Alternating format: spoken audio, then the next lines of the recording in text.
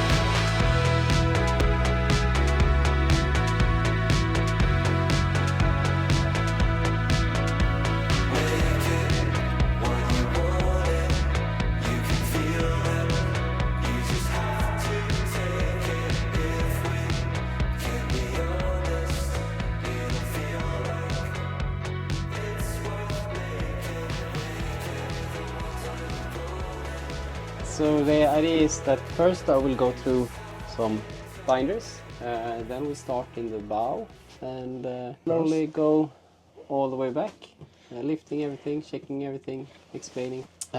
First off, I just would like to start with saying thank you for purchasing a boat here with us. In this book it's a small note from Magnus. Extend the thanks for the whole yard. It's a lot of people that have I imagine. food on the table because of there's a lot of people that get to work on a boat like this. Yes. Builder's certificate, the one you need to bring for tomorrow. This is the original copy and there is only one copy of this document. That shows that you are the owner.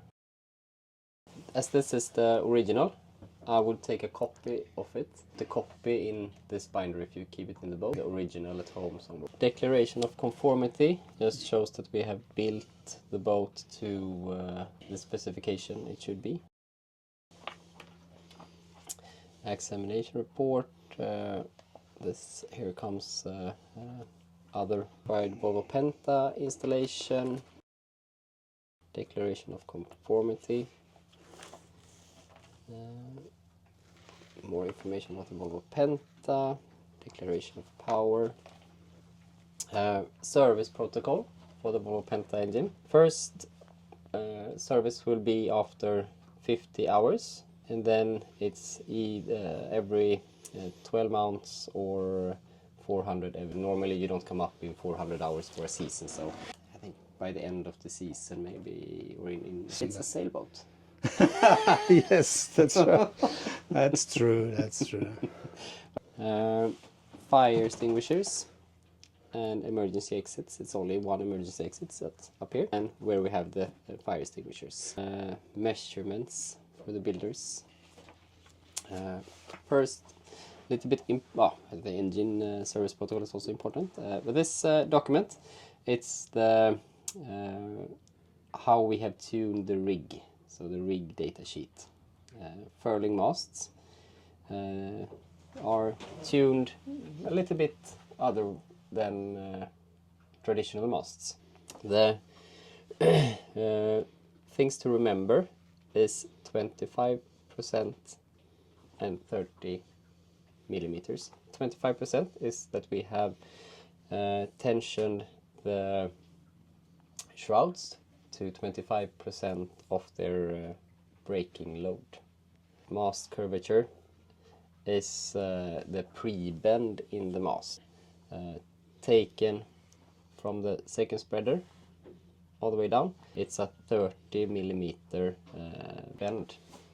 If you show this for a rigger, they will understand.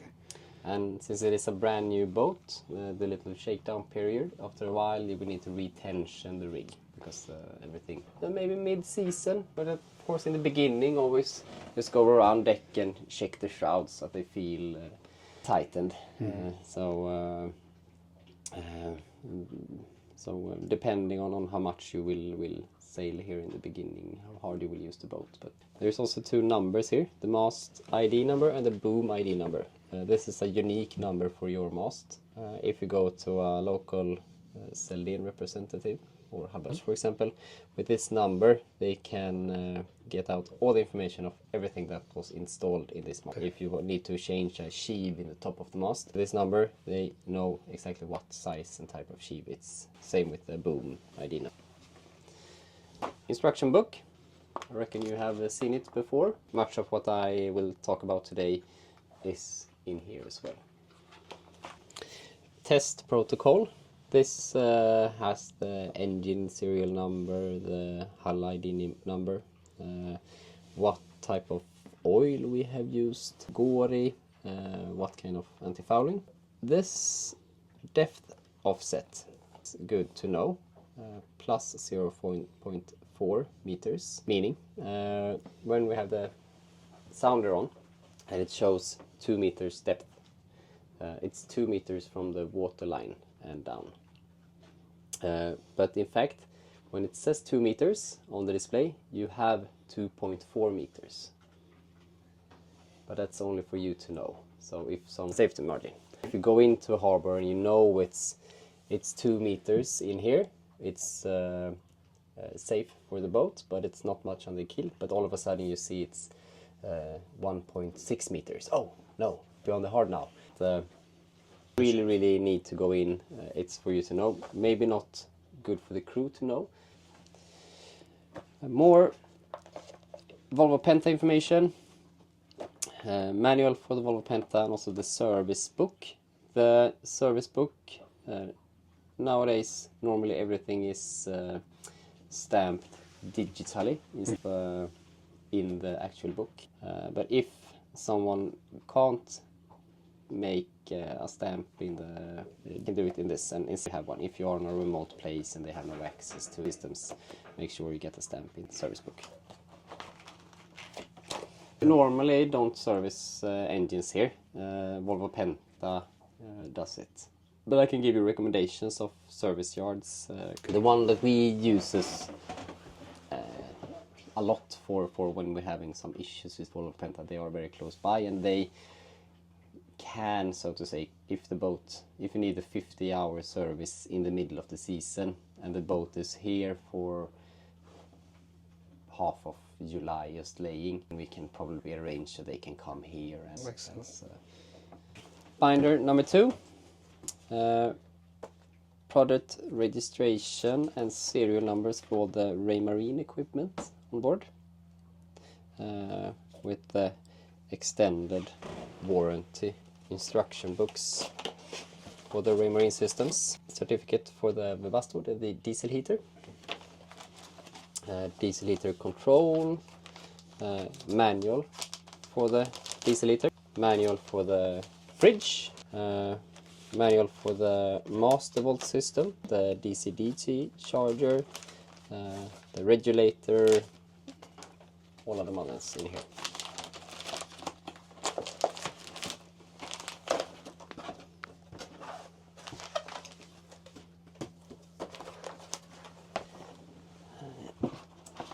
Number 3, manual for the watermaker.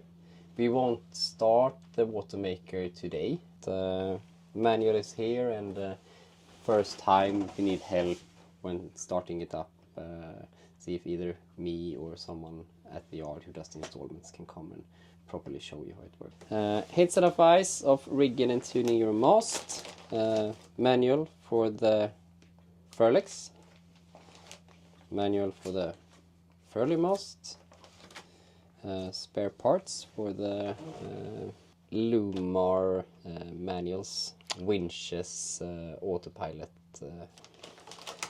This is the navigation lights and anchor lights. 3 more than halfway already. Number 4, bow thruster.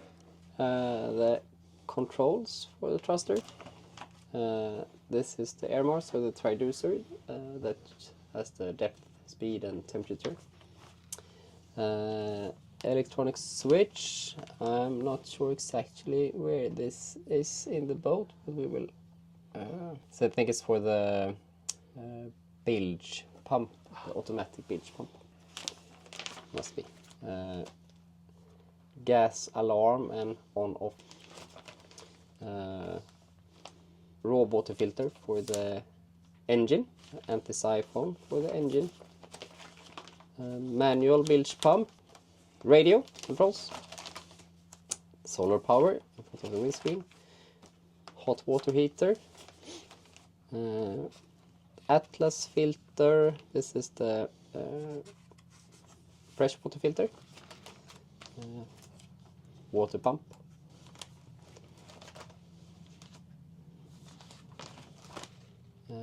washdown pump, anchor locker, speakers, TV, stove, and fridge, faucets, electric toilets. Last binder, electrical drawings.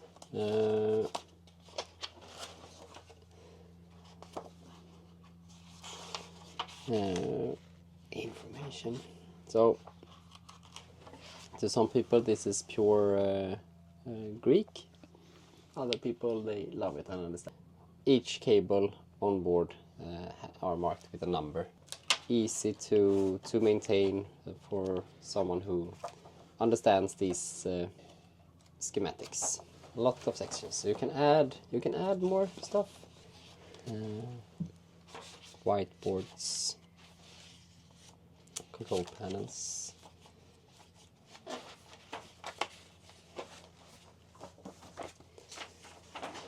lightning package with all the ceiling lights and indirect lights and switch. These I have digitally as well. All the outlets on board, 12 volts,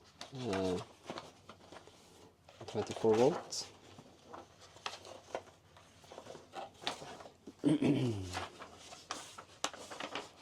The lithium package, how it's charging, where the lithium batteries are in the boat, Raymarine equipment. So let's start. We can go all the way up in the bow.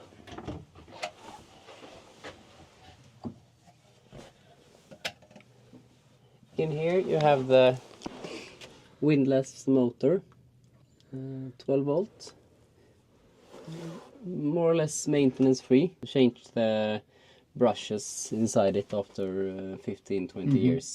Dry place, no moving parts in here as well. Here comes the washdown hose, anchor locker. It's 8 millimeters, right? Galvanized. 40 meters, 50 meters, 50 meters. We have quite much clay here, so the really well. So then you can have a little bit less change if it's very crowded, the anchorage. But the season from midsummer now and a month forward, where you will be do your first sailing, it will be quite little boats as well. In addition, if you like being on anchorage, there's something that's called Svenska Kryssarklubben, so Swedish Cruising Association, which you can be a member of. And there we have a lot of blue buoys that you moor to. And we also have this Swedish Sea Rescue Society. Costs about, I think it's 50 or 80 euros per year. Be a part of it, and that if something happens, if you need to be rescued, or if you basically just run out of fuel when you are and you need help to come into the harbor, they come up and they help you free of charge. Quite good to be a part of cruising here. Not in the beginning. I would say if I were you, I would wait a little bit. Lines, blackout one way, mosquito the other way. These hatches, they are lockable from the inside. So if we pull it this way, it's locked. Yep. Unlock this way. If we open them up, these ones, good to have them loose when operating it, and only close them when you need to close them. When we need to hold it up. Hold it up. If we will pull it down now, we will. These hatches, they are drained, so it's drain holes here in the corners, going all the way down to the bottom. Lights on, off. Press, and if it's on, and you hold it, it's dimmable.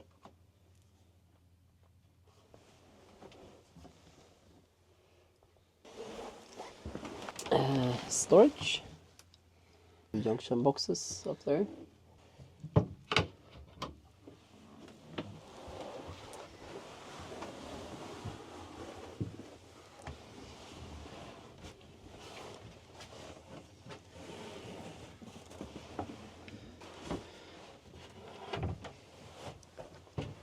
Secret compartment.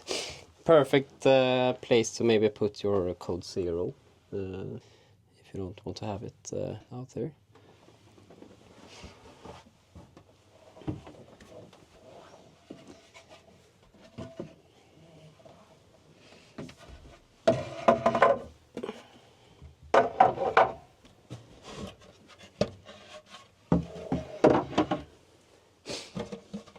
Lot of important things.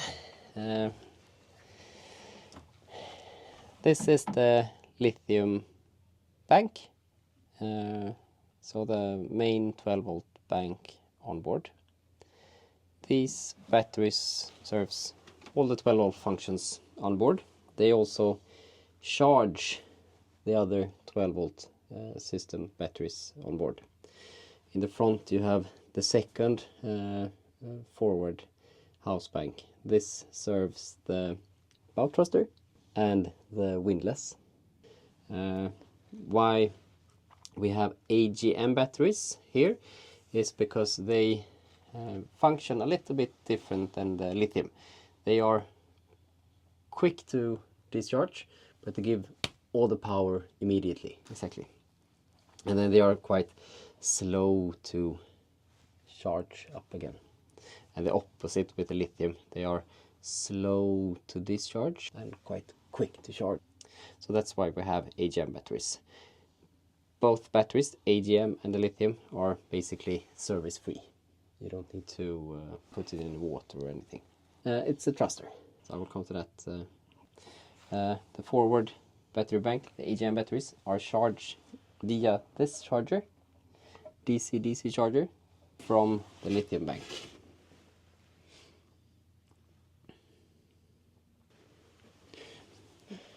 These yellow fuses, safety switches. If a cell in a battery or one of the batteries, lithium batteries, would happen something with it, would break, overheat, etc. These can either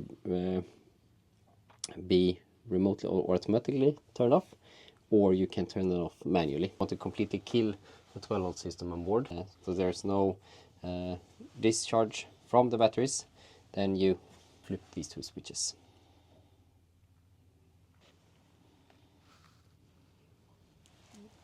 Very good. So I think something you can hide the whiskey when your son is coming, I don't know. If you want to do something with the thruster. Behind here, it's the main shut-off switch, safety switch for the thruster. If something happens, if it doesn't stop turning, whatever it can be. Also, if you want to do service on the thruster, you press this one down. Now it's off. The thruster, it retracts automatically after about 3 minutes if you haven't used it. So either you do a world record in anode change, or you take it out, cut the power, and it stays out. It won't come in again. Service-wise, anodes, when they need to be replaced once every season or once every third season, depends on where in the boat or where in the world the boat is. We have good electricity in our marinas, not so salty water. Usually the anodes keep a lot longer here than other places. Anodes on the thruster, anodes on the propeller. You have one anode around the fridge through hull, because this is a water-cooled system, so it has an own anode. And you also have one big anode quite near to the S-drive, where the minus or 0, you have a grounding plate underneath. Besides it, which the minus is attached to, so the grounding plate doesn't get corroded away. Speaking on this safety switch, if you have something stored here in the front and you're crawling over, clearly hear it. So if the boat thruster is not working, check this switch first, if it's up or down. Yeah. If it's up, still doesn't work, behind here you can unscrew this cover.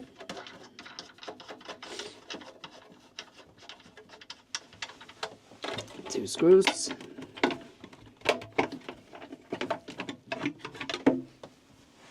Take this away on the side. Let's see if on the side here is a fuse as well, which is good to check if the thruster is not working. And the fuse, it looks exactly like these switches. The one on the thruster is 425 amps. Yes, this is a fuse board. Speaking of things that doesn't work or can't stop the work, windlass.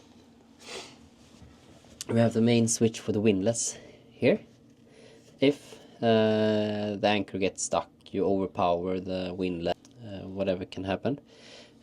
This can trip, and if it has tripped, it will look like this. This is out. So windlass doesn't work, you go down, check this switch first. It looks like this.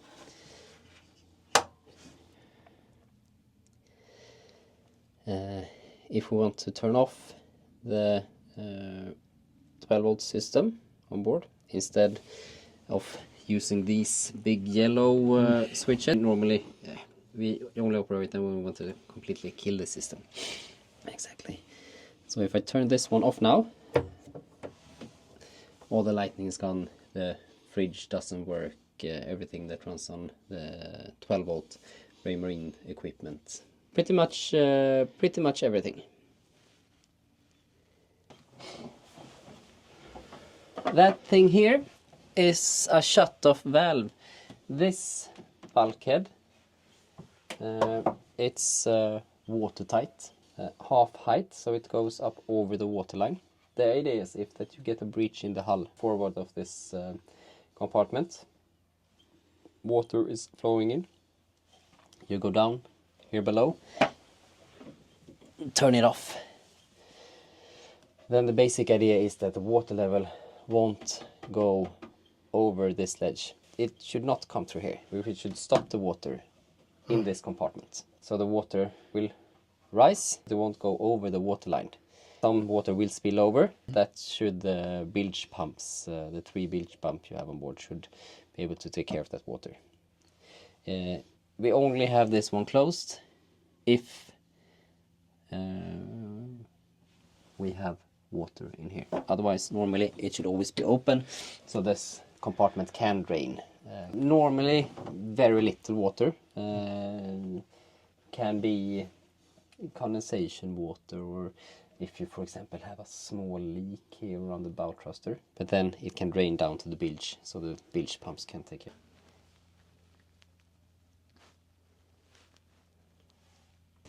It's only storage.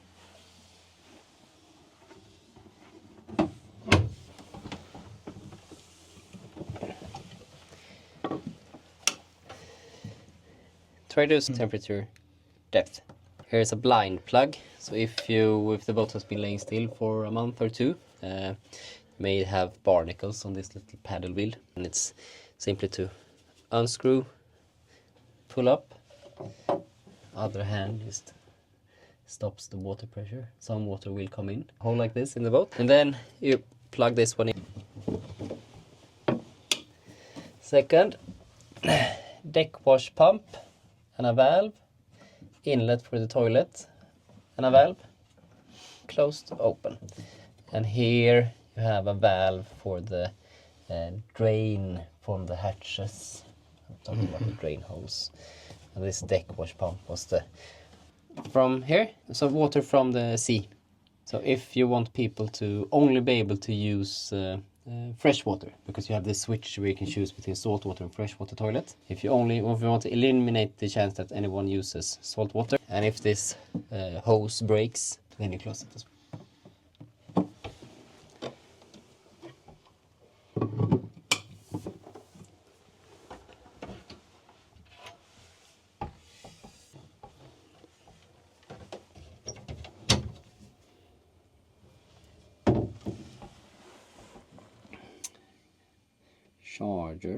Charges the main 12 power bank on board.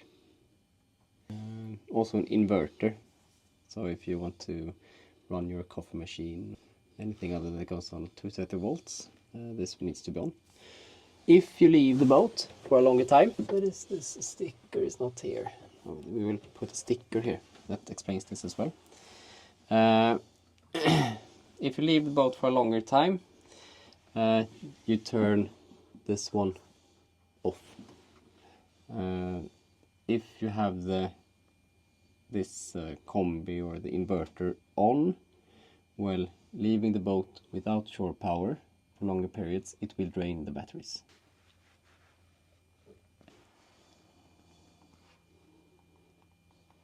We should just put up a little sticker. Normally it's a little sticker that says that remember to turn this off as well.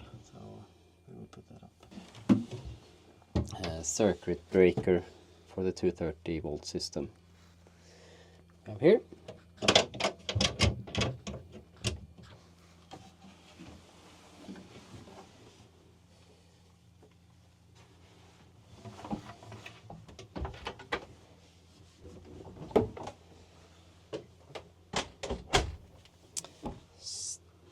Storage, hanging rod, some ventilation for the diesel, and battery, sail bags.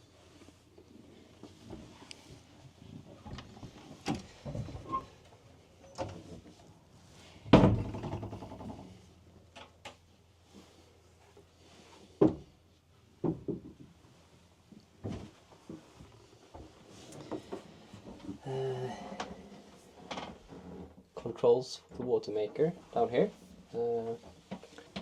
and the main pump and membranes etc. are in the but to control it here, currently off. And this tube here is quite smart. It's a testing tube. It's either to tank or to test. Currently it's just straight up, so it doesn't go anywhere. It says how many gallons per hour or liters per hour, the pressure of the system, which control, and on-off switches, controlling the pressure. And here is some valves. In here it's an inspection hatch. So if you want to see, if you see level of the holding tank there. Need to empty it. If you see some contains, or if you see level of what's in the holding tank in this sight glass, then you know it's time to change it or empty it, either by deck or by gravity out to sea. So all the way, it's quite hard to see, but all the way behind these two types, it's a round hole. This is the button that you press when taking a shower in here. Water here is drained by a pump. You press this, showering, pumping it out a little bit more. So do it in options because it's so loud. So you don't have to run it all the time. But when the water level comes up a bit, then you can start pumping it out. You need to know that you have two valves. This says open to tank or closed, meaning this valve controls that it's going up into the holding tank. It always needs to go up to the holding tank first. You cannot directly take it out to sea. This valve should only be open when you're using the toilet. So if you want to use the toilet now, we have reason that we want to have it closed at all time when we are not using the toilet is that the only thing that prevents, if it stays like this, open the tank, the only thing that prevents everything that's inside the holding tank to come back to the toilet. If here in the back it's a yoker valve just attached to the toilet here, it's a valve, so it's a one-way flap and it's a rubber flap that holds all the contains. It should not break, but it can. If we want to use the toilet, we have open the tank. We can choose either fresh water or seawater. If we have put this down, it's seawater. So add water and pump out. Pumping out also has this macerator. And if we instead want to use fresh water, this one is up. So now it's sweet water instead from the tanks. So this can stay either way, exactly in the middle. Nothing comes in, but it can pump out. And if we now would like to, if we're ready done, we close it. If we are out at sea, we want to empty it, we open this valve. So like this, it's closed. It's open to sea. I think, is it 4 nautical miles from the shore? I have to check it up. And there are pump out stations along the coast as well. So you have an empty on deck. Only when we want to open to sea, otherwise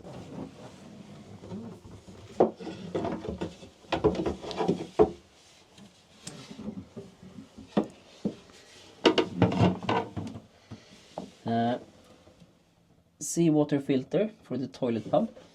Seawater here.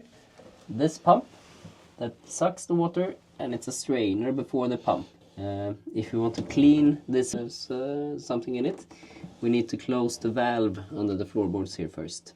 Same with the seawater filter for the flushing pump, deck wash pump.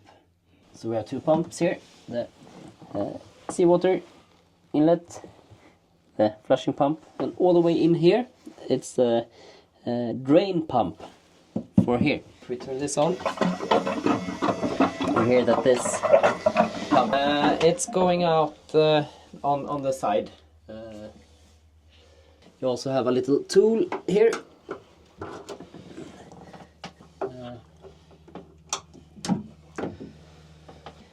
Flashlight. It's transparent lids. So right now it's like nothing in it.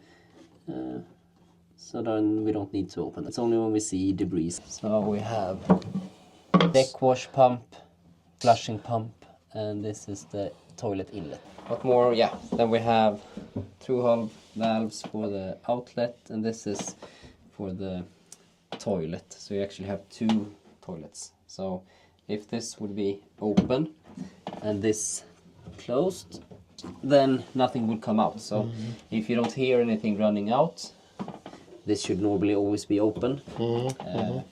Just open it.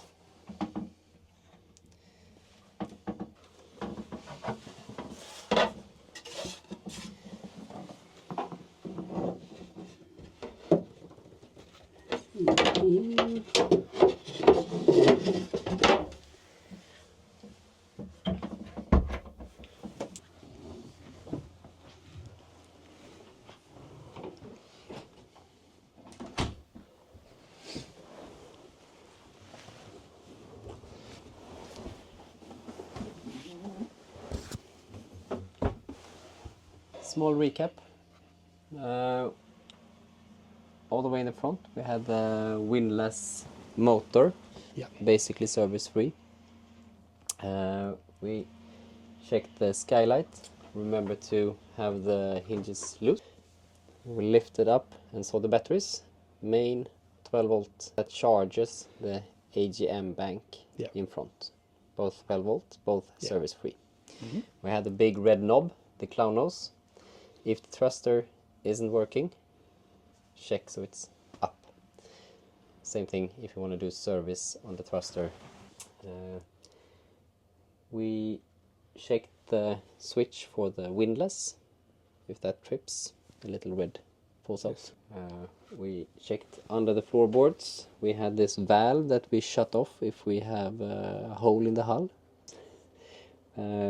We had the triducer with the blind plug, and we had some through hulls under here. We checked the charging inverter. If you're leaving the boat for a long period of time, switch it to we switch it off if you're not connected to shore power. And lastly, toilet. Have the one valve that controls it to tank or not always closed if we're not using it. Open when we use the toilet. Leak cloth. For this side, since we have the TV, and you have these, and it also attaches under here with these.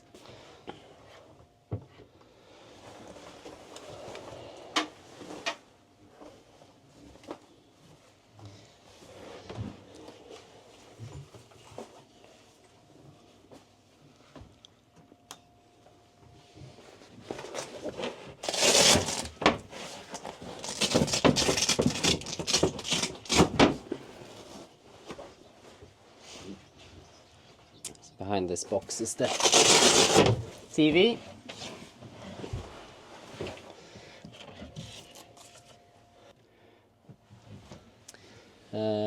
Heater tube. So this is a suction pipe for the heater. This is suction pipe to engine, return pipe to engine. If you have a fear that you have some bad fuel in the tank, this is where you can attach a pump and open the valve, drain it, or just check the quality of it. Sensor for showing the level in the tank. Inline fuel filter for the Vasto heater. The tank continues to the front.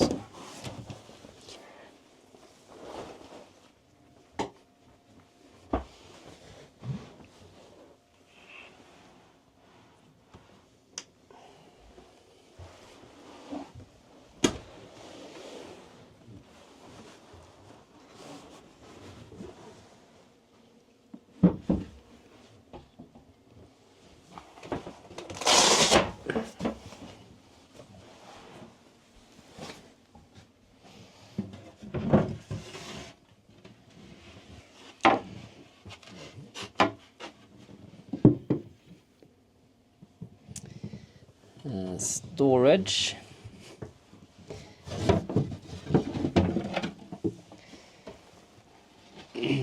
Compass for the autopilot. Don't store your toolbox or magnetic stuff here. You mean here or on top of this? On top of this or inside this compartment. Okay. Otherwise the compass inside here will malfunction. Perfect for a 24 case of beer, water bottles, etc. You can see the keel bolts under here as well.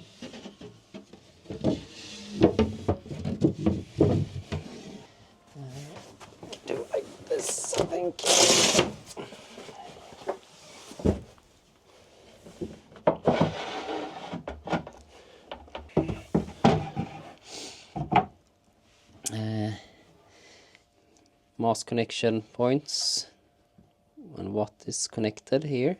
VHF antenna cables. The cable for the camera comes here, and this connects and it goes all the way to the, and some messenger lines for when you take off the mast. Some lines are drawn up.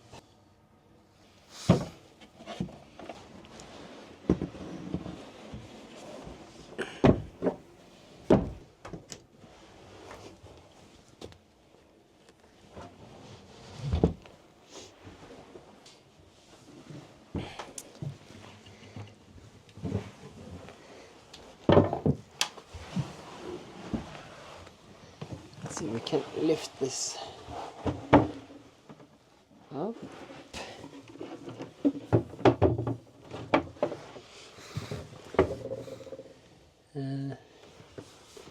Emergency bilge pump, manual bilge pump, automatic bilge pump.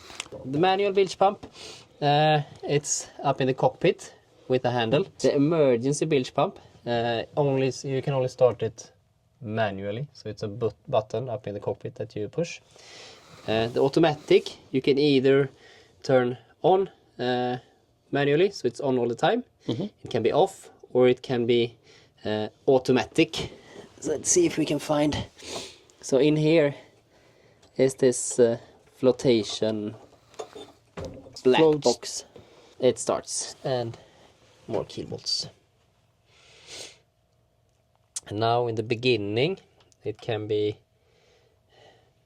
quite good to have the automatic bilge pump turned off, because then it's much easier to monitor if there is any water coming in, until you eventually you will hear the automatic bilge pump when it starts and identify that sound.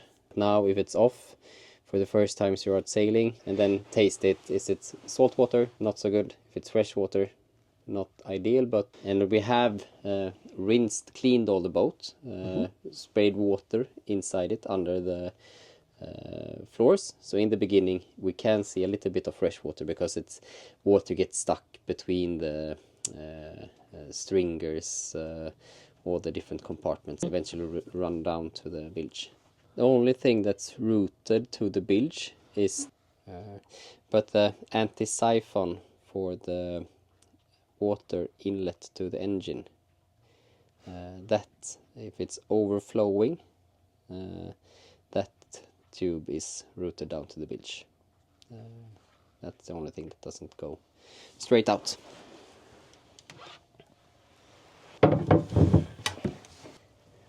Fire extinguisher here, additional 230 volt outlet. This is the gas alarm. It will start beeping if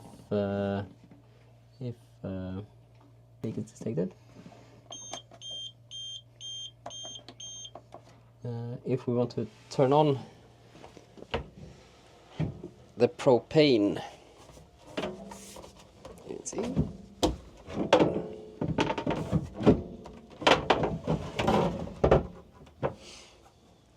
We have to turn valve on here,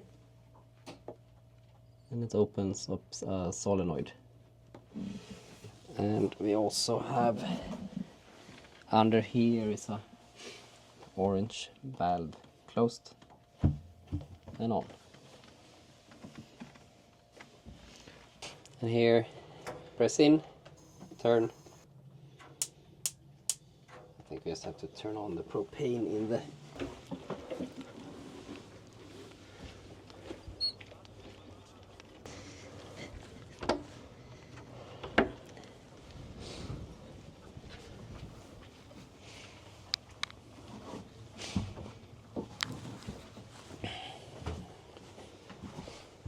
So second try.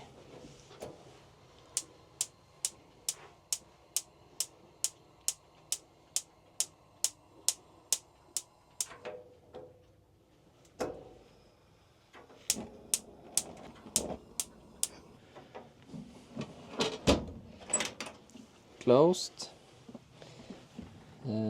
Gimbal function.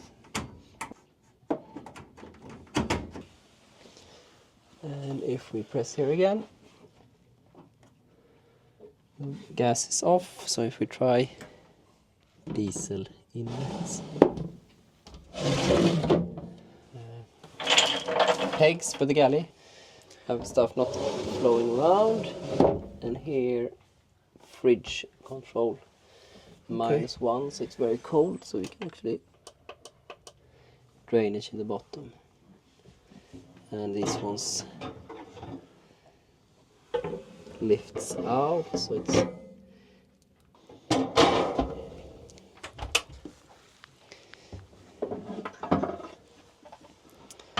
water system and foot pump. Yep.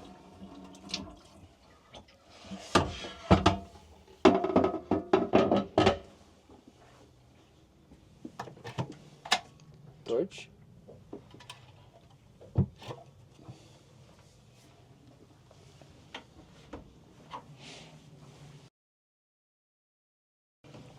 Garbage. We have fresh water filter in here.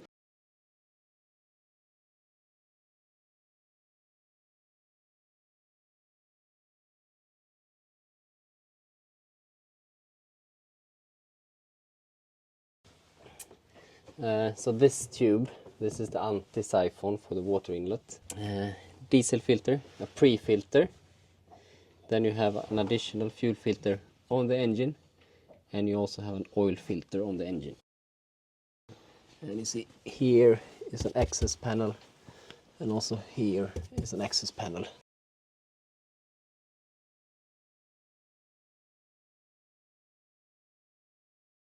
This is the water filter. Breeze. I will check the level of coolant.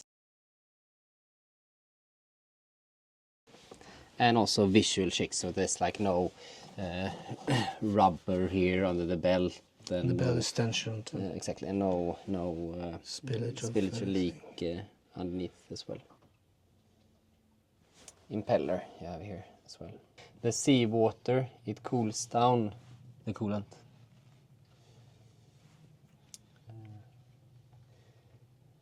Heat exchanger, I think this is, so seawater goes in and out here, and then the coolant runs around.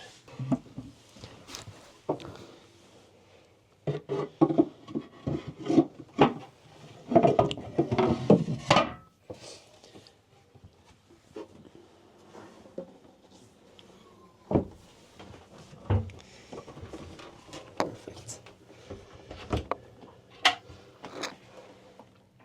Wardrobe. And on this side you have the regulator for the solar panel. It can be expanded. Not sure, but it can take a lot. I don't remember.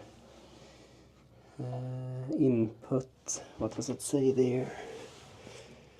I can't read. And we have this inlet over the companionway, and those cables are routed directly to this regulator as well. Under here it's only storage. It's hard to get it up when the yes.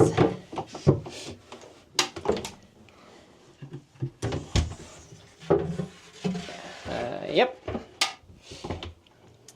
So a bit of storage under here as well.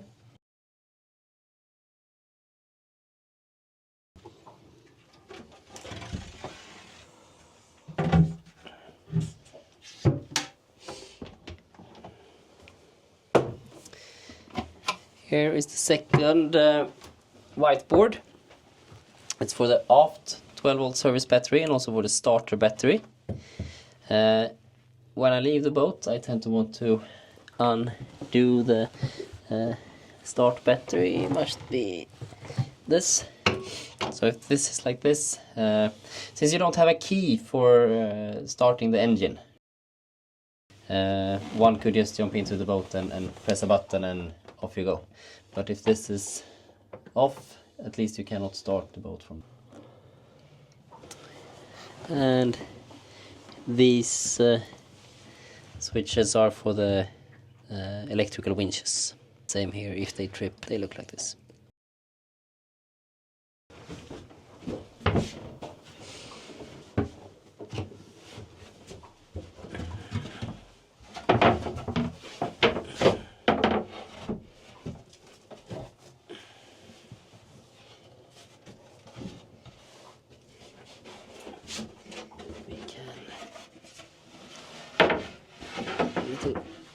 Piece by piece here.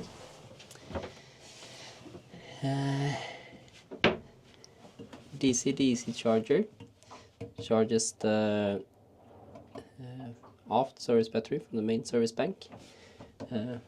Charge master for the starter battery. Battery cables. Easy charger, so this is an outlet for this. Gigavac, the main 12 volt service battery. If you want to charge it from the alternator on the engine, it is charged to a separate battery here, and then from that battery the service bank is charged. Bit complicated system, but everything talks together.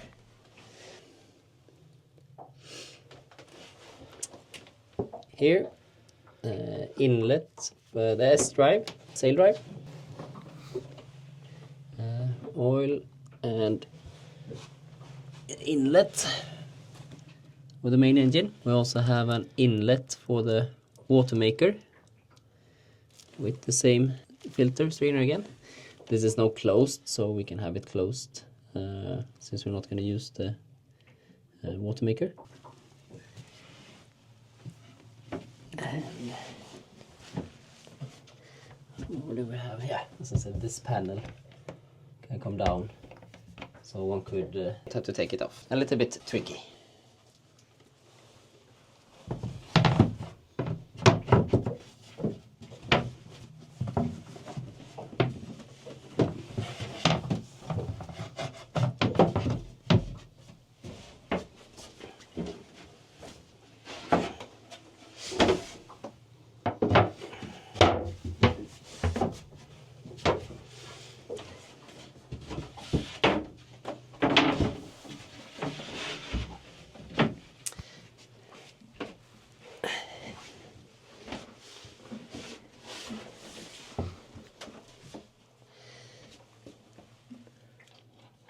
Water maker, high pressure pump for the water maker. This is the computer for the autopilot, silencer. Here is the grounding plate I talked about, and here is the minus that is connected to an anode. Two chargers to charge the main lithium package from the alternator. Basically turn on the valve for it, and then that's the only thing that needs to be opened, and then switch everything on according to the manual.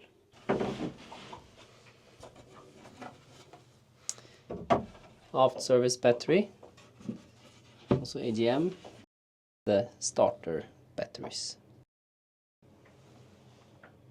or one start battery and one battery charging the lithium back from the alternator.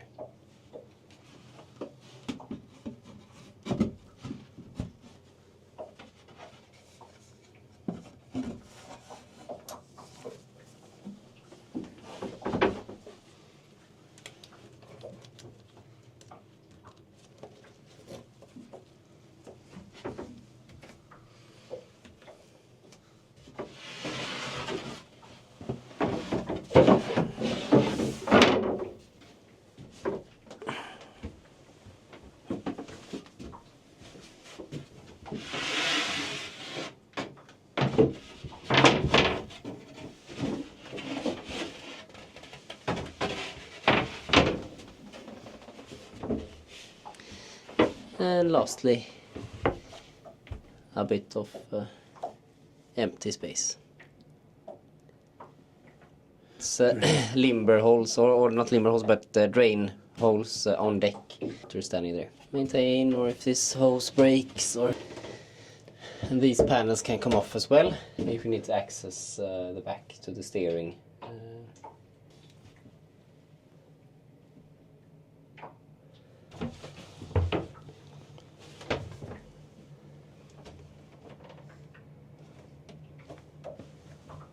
Nothing in it. Some piping for the deck drains. VHF, of course. Turn on the power first. Can perhaps have the auto bilge pump on. Auto. As well. Heater, green. So if we press here, we can either choose to turn it off and it will power down. When it's white, and then it stops. Fan only, heating and settings. If we go into, let's see, and we can take it down. Sensor is here, so we can set it to 18. Confirm. We have the fan speed. Now it's on maximum. Put it down to the lowest. Now press in the middle here just to confirm. And we can set it to, okay, should work for 2 hours or forever. Press in the middle. So first you see here where the knobs are. Now we can low, and here hours. Just pressing in the middle. Here we can set up and down. Green means that it's on. Tank meter. Fusion radio on. Should be connected to the TV and the Raymarine system. Volume. You can also use the touchscreen. So this is outside. This is how your battery monitoring system. We can see the chargers forward and aft. This is the DC-DC chargers. They're working. You can turn them on and off individually. So if we turn now, the forward charger goes in standby, meaning we won't charge the bow thruster batteries any longer. But that we want to do. Swipe, solar, it's charging, and where it goes to. Continue to, let's see. You see the 12 volt service, they are 100%. How many voltages, and if there is any draw at the moment, but there are not. Combi inverter on, set to 16 amps. If we are a lot of boats connected to only one shore power outlet, we can put down this to 12, for example. But now we are connected to a 16 amp. And if the shore fuse trips all the time too high, then just put it down. Shore power, turn 40 volts, 50 hertz. So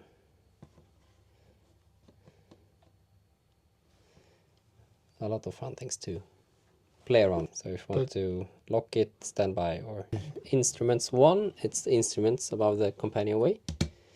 HF, multifunction displays at the steering pedestals, autopilot, AIS, radar, anchor light for when we are at anchor, fresh water pump, freshwater system on board. I usually turn this off either when I'm not using the water for a long time or during night, because this pump might start if the pressure drops in the system. Fan engine room. We use this if we want to lower the temperature inside the engine room when we come to harbor. We want to do some maintenance. This pump, it sucks air out from the engine compartment. The Volvo Penta diesel engine, it needs a lot of air to operate. Counterproductive to have this on while sailing. This is when we want to lower the temperature in the engine room.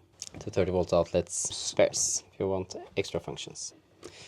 230 volt outlets, USB outlets. This works on 12 volts, so all the time the batteries are on. This one, either the inverter needs to be on or you're connected to shore power.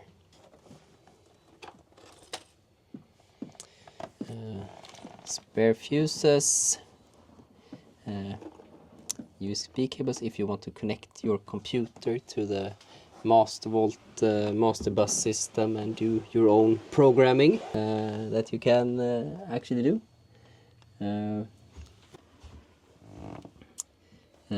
AIS, fuses, and here shows all the 12 volt what is what. Here is the additional outlet for the controls for the TV, covers for the VHF, cover for the radio, some pads for the heater, messenger lines from when if you're taking off the mast and you want to drag all the cables from under the windscreen. Attach these ones. This is the key for the locking here. Mosquito nets for these windows.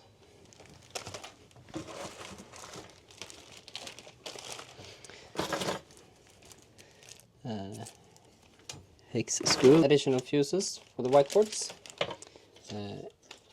HDMI cable. TV. Here we have for the anchor and swivel. This is not a snubber or for the anchor, but you can attach this hook to here in the swivel when the anchor is up, and then tie it off with a rope around the snubber, but when the anchor is up, so it doesn't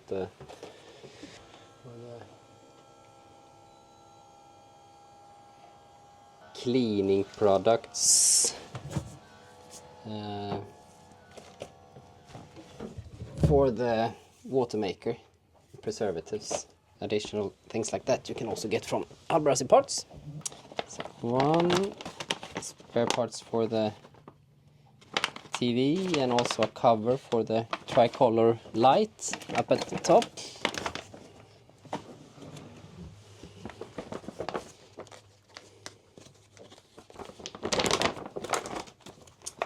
When you want to plug in additional solar powers, this is the plug that fits the female point under the windscreen. If you need to clean or do any maintenance with the cars on the Genoa tracks, this is what you put in the end and slide the car over, and all the ball bearings to fall out. Spanner and tools for the Galley propeller. Proof that we have installed a Galley propeller and nothing else. Additional cables for the fusion stereo. And spare part and connectors for the water maker. This is to if the furlex line snaps. This is another safety to be able to furl in the furlex manually. There's some grease for the furling mast. I will show you the grease points. More messenger lines and some spare parts for the sails, buttons to push in the buttons, and under here is a Raymarine connection point as well. This is so you can have the radar, for example, on two different screens, so it's not only connected to one, and an inline freshwater filter as well.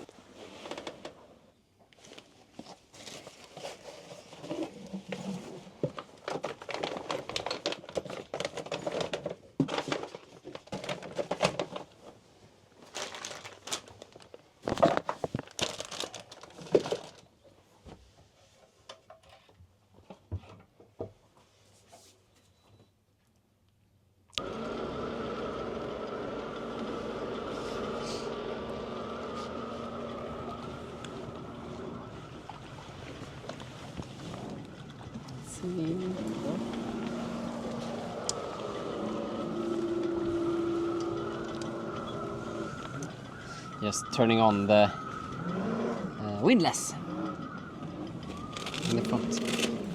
And I'm thinking we go to the bow and work ourselves all the way back. Okay.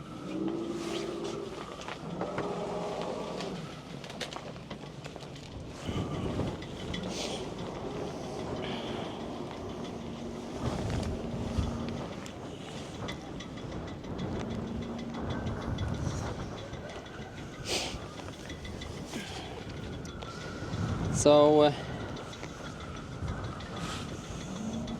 all the way to the front, of course, anchor comes first. And we have two fittings here. It's for the side ladder, bow ladder. Yes. So a wooden plate goes on top, and then you attach the ladder to the wooden plate. Fitting just after it is the fitting for the code 0.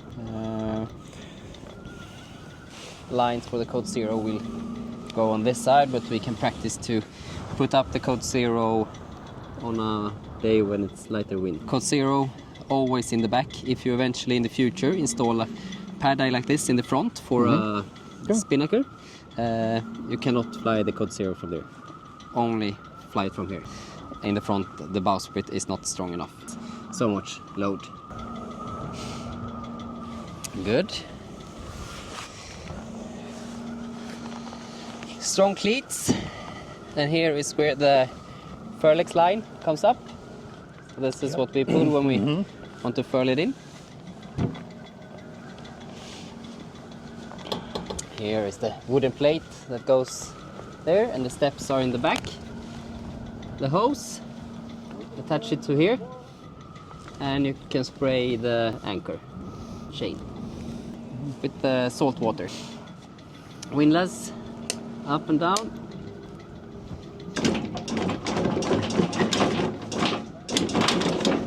And up.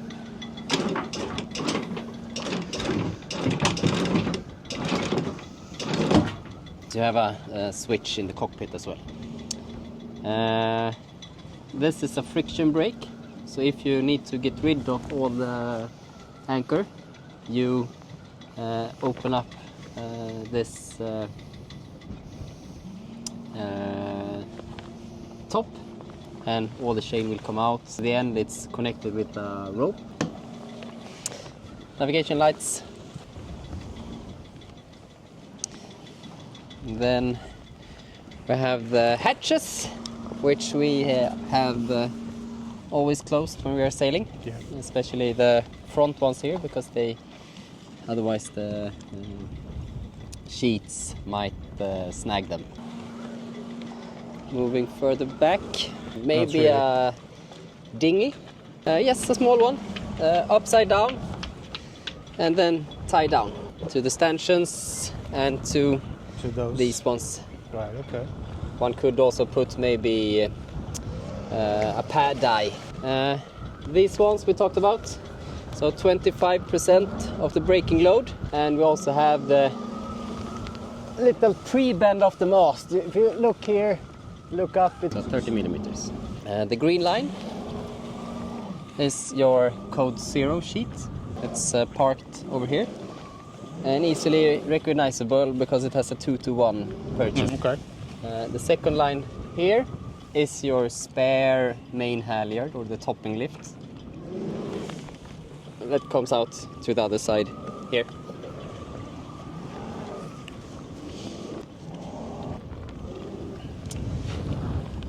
This forward blue halyard is the Genoa halyard. To remember, a good thing to remember it with is that white and blue. So same colors for the head sail. White one is for the main halyard.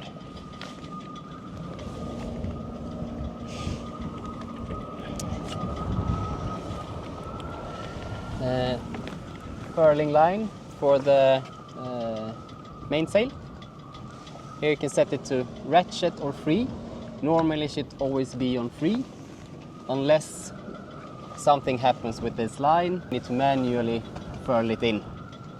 Then we need to put this on ratchet, meaning the sail cannot come out now, like a brake, and we can furl with a winch handle. So always on free, and if you pull this line down, it will lock it. Here comes the out haul line. This is what pulls the sail out from the mast. This is what we use when you are taking out the sail. Here we have the vang, at the level of the boom. Ventilators. These ones, they have ping pong balls inside them, so we can have even white water flowing over, and there should be no problem with water coming in. Solar panel. Here we have a deck filler cap in the front. This is for the black water, the holding tank. Here, water filling.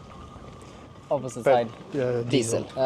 From the cockpit, these black lines that goes all the way back. So pull the line to move it forward, release it to move it backward. Then lock it, yes. With a cam cleat.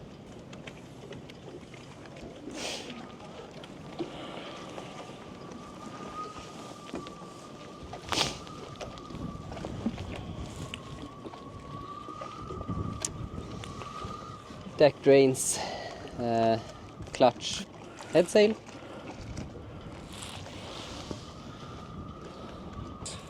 Just to prevent it from furling out. Halyards, jib main, spare clutch for bang.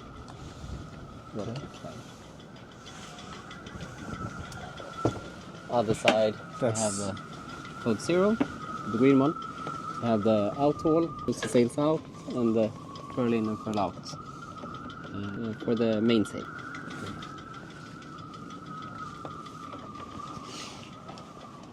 And under the windscreen, instruments, another charging port, the inlet, and a Ethernet inlet. We also have prepared at the transom with a cable, but we have not drilled the hole yet, because we want you to decide where to when it's really nice weather, you might want to have it collapsed, but not many people do. Yeah. Most people have it up at all time. Yeah.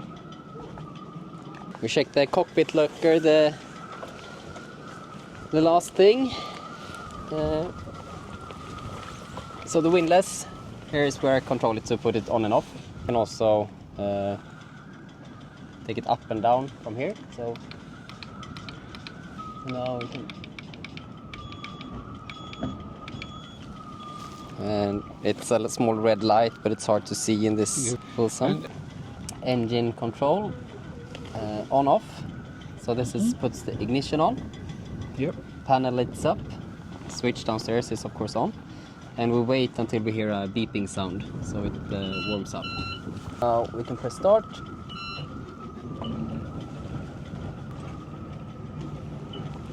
Engine is on. Throttle, if we want to put up the revs, but without any gears. Push this button in. Exactly, so it's like a... Now it's back, so now if we would put it in forward, we start moving. Now I press this button, and now we can release it and rev it up. Just to rev up, if it's very cold, the engine is very cold, it can go give it more a little bit. Okay.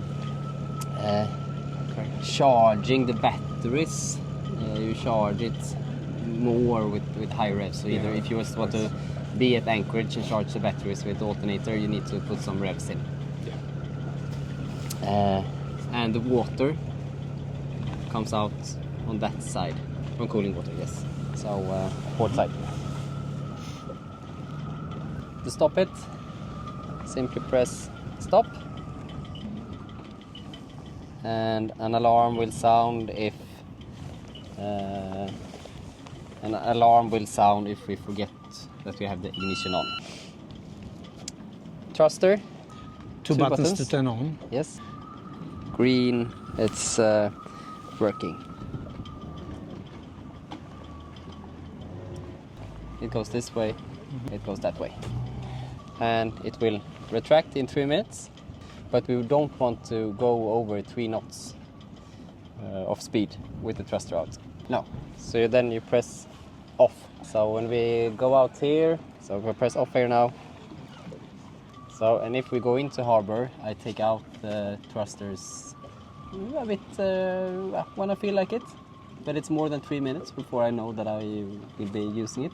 If we only press it once, you buy yourself another 3 minutes. So it's 3 minutes from last use. Floater, yeah, we need to plug in a card.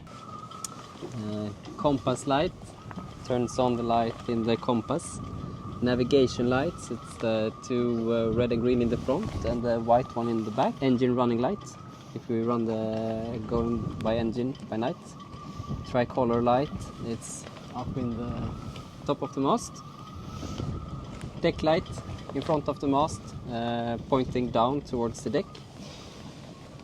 Emergency bilge, as I said before, this is, you can only start it manually. There's no automatic emergency bilge, so if we see water, a lot of water inside the emergency bilge, and then we will hear an alarm. And now it's pumping, just so we know that it's winches.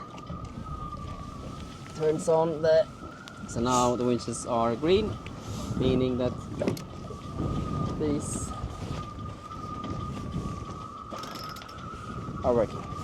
So the power is on for the winches. Flushing pump, if you press this, since we don't have the hose attached in the front, water will just start pumping in the anchor locker. Right. And in the bottom here we have the autopilot control. Now it's on standby, press auto,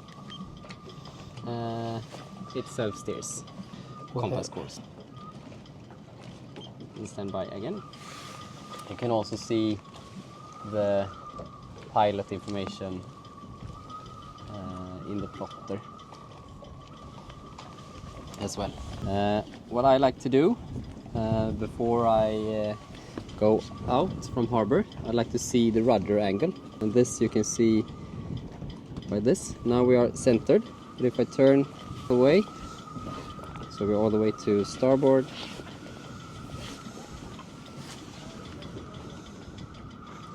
all the way to port. And if we want other functions, we can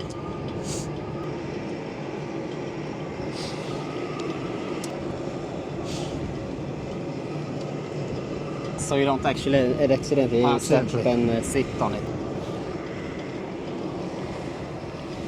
Good. Swim platform.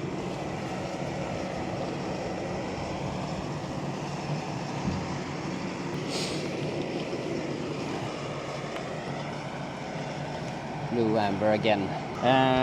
When it's out, remember to have it resting on these Dyneema straps and not have it this one tension. Then we pull up, and I usually give it a little bit of a help. It is rubber dampers as well, but yeah, it's good to not to slam it too hard. Backstay, and here we have the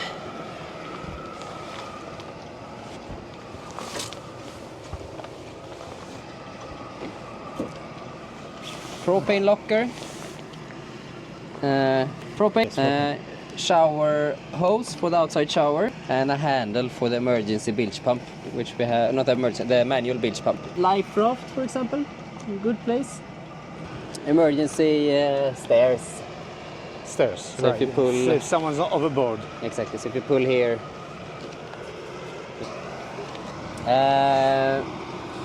GA200. additional GPS antenna, and that is also the antenna for the AIS. Additional. I usually roll it up and store it here, or in the cockpit locker.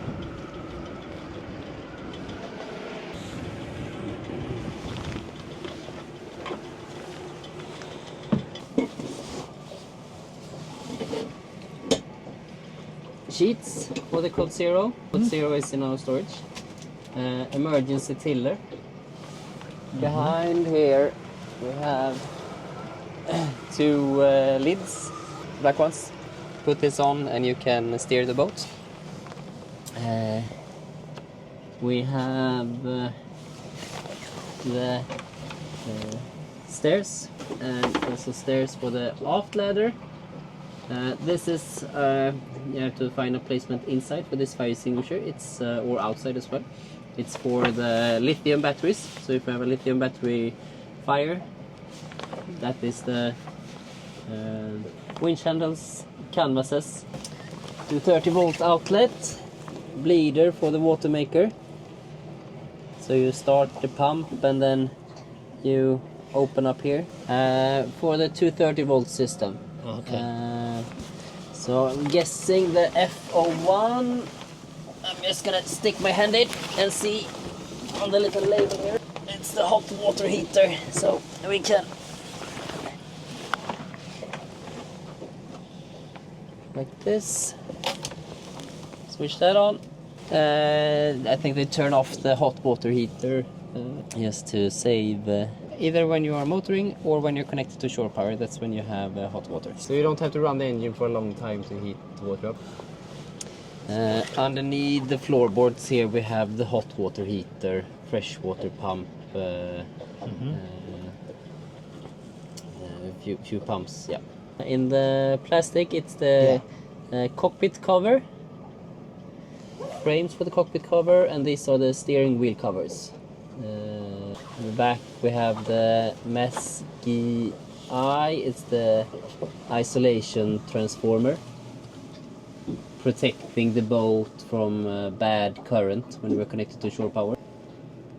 And more shore power switches.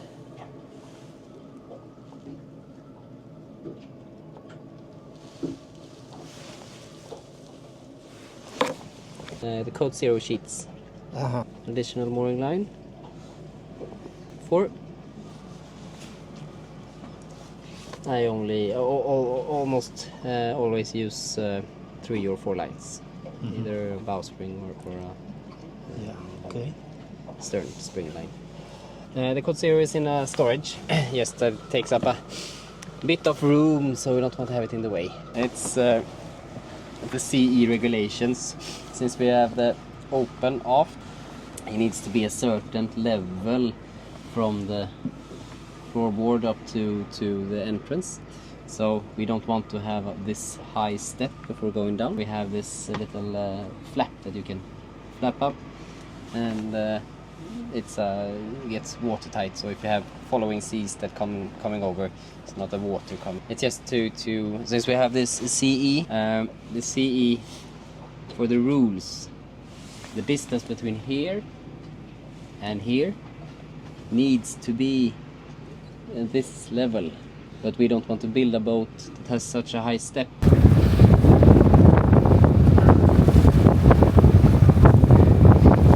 Manuell rullstol med elektriska genomvinschar, manuell förläggs. Okej. Jag lägger bara upp vändrar på dig. Ja.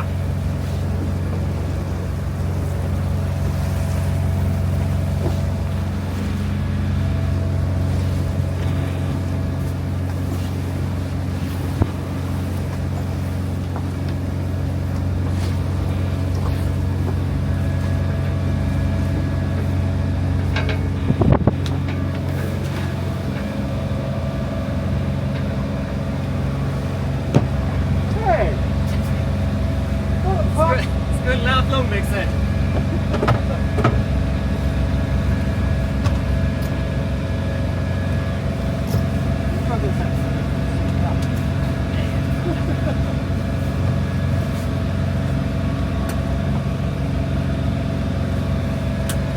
Vad fan sa du? Vad är det? Det har vi kört. Nej. Jag tycker det var bra. Genomvinschar.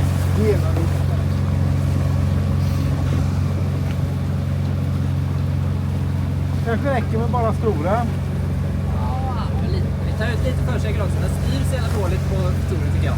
Okej.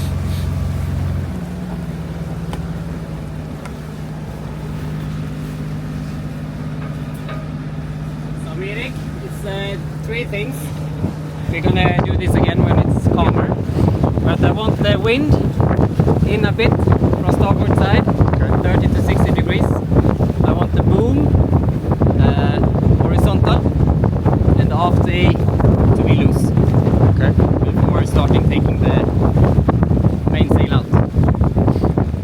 So you're not exactly to the wind. The wind is on 30 to 60. 30 to 60. You want the wind to help the sail out.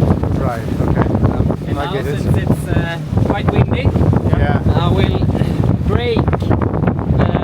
You see when I'm putting these lines, Yeah. they tighten up around the furler on the mast. Yep. So this will help brake when I take out the sail.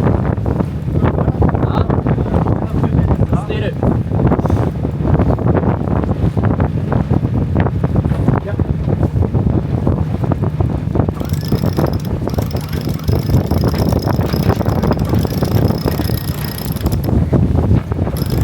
I'm using the electric winch here to take out the sail and braking a little bit because you see how the wind helps Yep.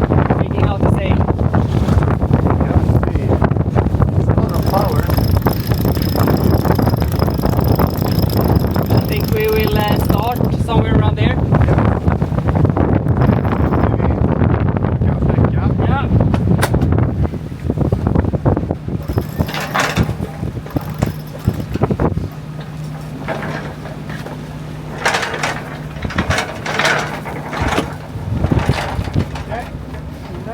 Yeah.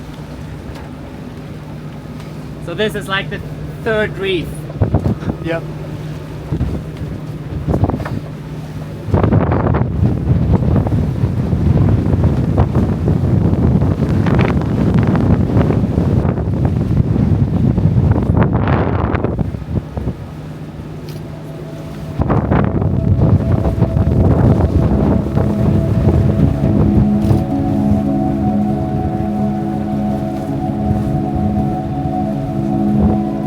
So you keep the engine going until much later.